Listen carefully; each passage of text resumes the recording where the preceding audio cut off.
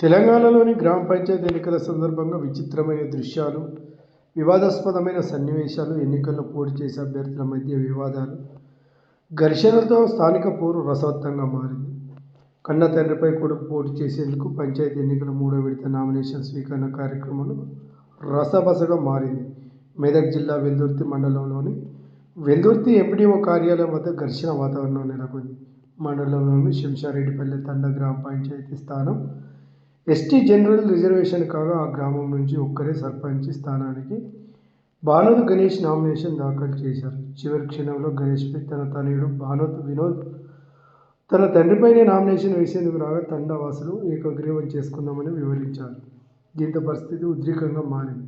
తండ్రిపై పోటీకి వెనుక తగ్గేది లేదని వినోద్ పోటీలో ఉంటానని నామినేషన్ పత్రాలతో ఎంపీడీఓ కార్యాలయం ప్రాంగణంలో వెళ్ళగా అక్కడే ఉన్న గిరిజనులు అతని నామినేషన్ వేయవద్దని అడ్డుకోవడంతో ఇరు వర్గాల మధ్య ఘర్షణ వాతావరణం నెలకొంది. అప్పటికే అక్కడ ఉన్న పోలీసు వారిని అడ్డుకున్నారు. మనస్తాపానికి గురైన వినోద్ పత్రాలు చించివేసి ఆరుబయట వచ్చారు.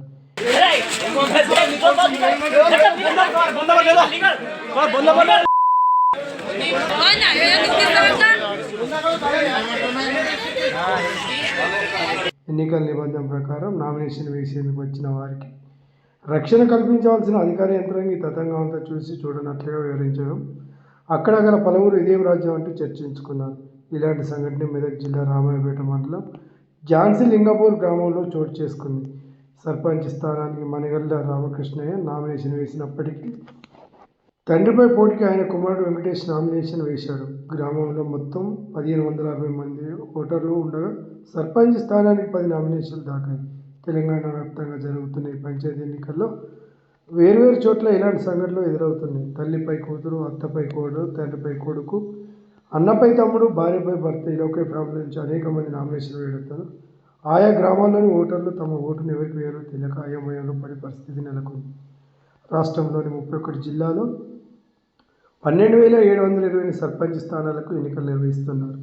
3 విడతల్లో పంచాయతీ ఎన్నికలు జరగనున్నాయి. మొదటి విడత డిసెంబర్ 11న, రెండవ విడత డిసెంబర్ 14న, మూడవ విడత డిసెంబర్ 15న ఉంటుందన్నారు.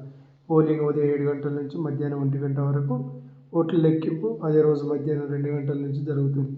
ఈ ప్రకటనతో రాష్ట్ర వ్యాప్తంగా తక్షణమే ఎన్నికలు కూడా అమల్లోకి వచ్చింది. 1,66,00,000 మంది గ్రామీణ ఓటర్లు తమ నాయకులు ఎన్నుకునేందుకు అయితే సిద్ధమవుతున్నట్లు తెలిసింది.